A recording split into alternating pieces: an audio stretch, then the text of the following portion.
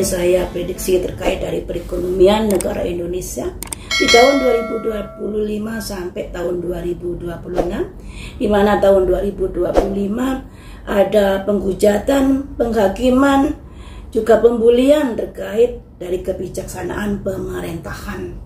Baru kemarin saya prediksi, malamnya ada demo yang dilakukan mahasiswa dengan tema Indonesia Gelap ya. Nah, tentunya hal ini sangat-sangat memprihatinkan dan semoga tidak ada terjadi sesuatu yang bisa jatuh korban atau apalah itu ya. Nah, untuk pemerintahan memang harus introspeksi diri, tapi dari prediksi saya kemarin itu untuk pemerintahan ini ibaratnya sedang berada di persimpangan jalan atau buah simalakama. Kalau dia tidak melakukan ikat pinggang, nanti yang bayar utang siapa? Tapi kalau dia ikat pinggang atau pengurangan anggaran, tapi yang menjadi korban rakyat kecil. Tapi kalau kita melihat apa yang terjadi, memang patut kita kecewa. Dikarenakan ada program pemerintah yang melakukan pengurangan anggaran, tapi kenapa pemerintah juga secara terang-terangan menambah kayak staf khusus dan lain sebagainya. Ditambah lagi kementeriannya juga membengkak. Efek dari balas budi terkait dari bantuan mereka pada Pilpres kemarin tentunya. Dan ini sangat-sangat disayangkan ya. Karena apa ya, kalau kementerian gemuk, staf khususnya gemuk, uang siapa yang disuruh bayar mereka? Pendapatan dari mana? Rakyat kecil disuruh ikat pinggang. Rakyat kecil pajak ini dan itu. Tapi yang atas-atas bisakah menyadari atau mengerti kesulitan rakyat kecil itu? Bisakah lebih berhemat lagi? Bisakah tidak ngangkat-ngangkat lagi staf khusus? Karena itu juga butuh pendanaan untuk menggaji mereka. Ada untungnya kah? Ya, nggak tahu lagi saya tentang hal itu. Tapi di sini yang ingin saya prediksi, dengan adanya demo-demo yang saat ini terjadi yang dilakukan mahasiswa, apakah dari pemerintahan akan ada koreksi diri terhadap kebijaksanaannya, ataukah demo dari mahasiswa itu tidak berhasil dan lain sebagainya? Mari kita prediksi di sini. Berhasilkah demo dari mahasiswa itu? Dan ataukah ada koreksi diri dari pemerintahan terhadap kebijaksanaan yang sudah dikeluarkan yang memberatkan rakyat kecil?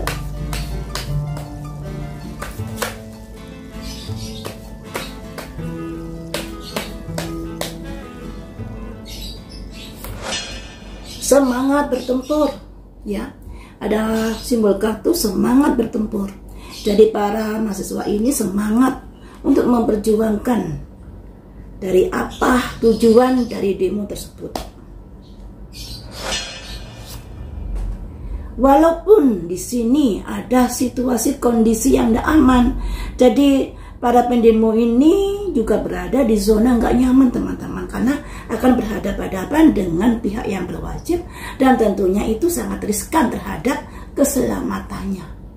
Ini ya, ada 5 pedang yang ada kaitannya dengan situasi kondisi yang tidak aman buat mahasiswa. 7 jangkir. Ini lambang dari sebuah kayak terlalu banyak keinginan, terlalu banyak pilihan, terlalu banyak kebijaksanaan yang tidak pro rakyat itu ya, yang membuat dari mahasiswa maupun rakyat kecil menjadi juga kurang setuju terhadap kebijaksanaan dari pemerintahan itu. Nah, untuk mahasiswa ini berusaha untuk mensukseskan, untuk memberikan keberhasilan pada demo itu sehingga ada perubahan-perubahan yang lebih baik terhadap kebijaksanaan pemerintahan.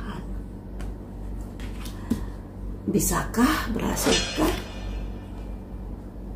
Ada nanti, ada kayak perubahan-perubahan yang akan dilakukan oleh pemerintahan terhadap kebijaksanaan ini. Jadi di sini teman-teman, dari demo-demo masyarakat ini, demo-demo mahasiswa ini memperjuangkan sesuatu yang lebih ke kayak pendidikan gratis dan lain sebagainya itu. Tapi di sini mereka juga mempertaruhkan jiwa raganya karena langsung berhadapan-hadapan dengan pihak yang berwajib. Ya. Terhadap dari kebijaksanaan pemerintahan yang terlalu banyak yang terlalu banyak keputusan-keputusan yang tidak pro rakyat kecil. Dan setelah adanya demo-demo yang marah ini, pemerintahan akan introspeksi diri dan kemungkinan di sini kan masih prediksi, kemungkinan akan ada perubahan-perubahan dalam kebijaksanaannya nanti. Nah, karena di sini ada simbol 3 orang bersulang bersukacita, yang artinya ada keberhasilan terkait tujuan dari demo tersebut, tapi ya mungkin nggak semuanya tujuannya berhasil. Paling tidak pemerintah sudah berusaha untuk melakukan revisi terhadap aturan-aturan yang sudah diberlakukan. Apakah revisi-revisi dari peraturan-peraturan itu sangat bermanfaat pada rakyat, ataukah sekedar angin surga saja yang artinya manfaatnya kecil?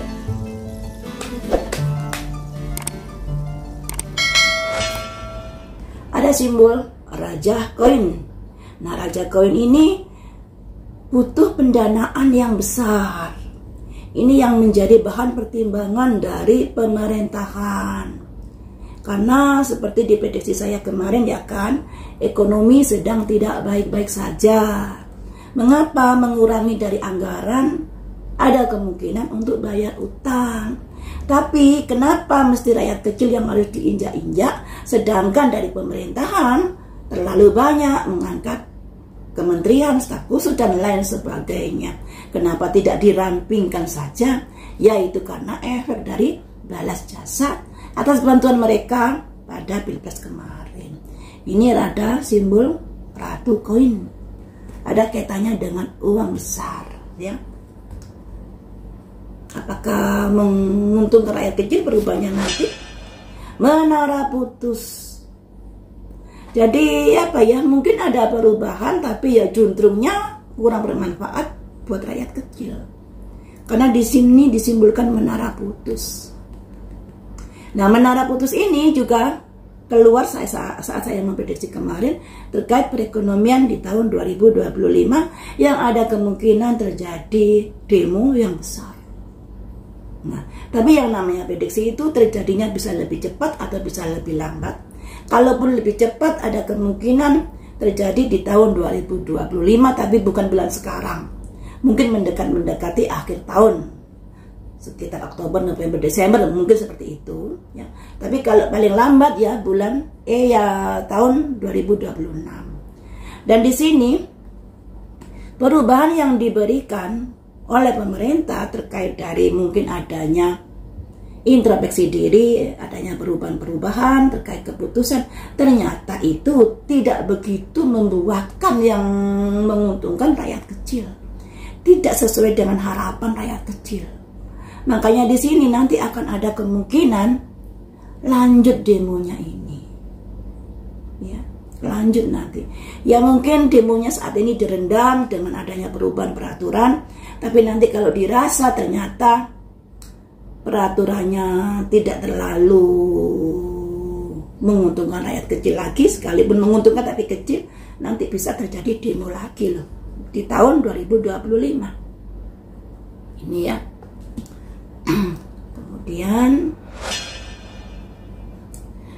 pemerintahan ini bingung juga karena situasi anggaran dasar negara yang kayaknya keteteran. Makanya segala cara dicari untuk bisa menghasilkan uang, untuk bisa meraup uang dari rakyat sebagai bentuk menata perekonomian agar lebih kuat lagi.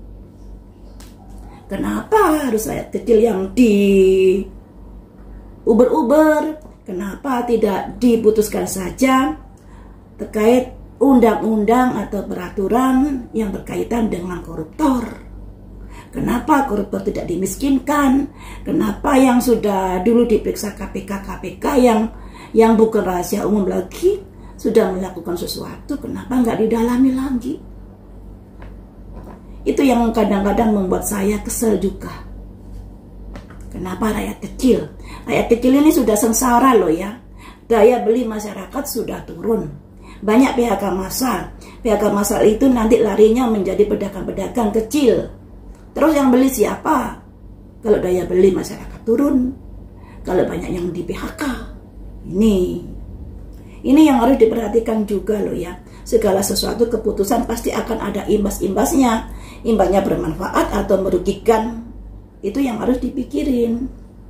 Karena di sini ternyata pemerintahan juga kesulitan dalam mencukupi kebutuhan anggaran juga untuk bayar utang negara.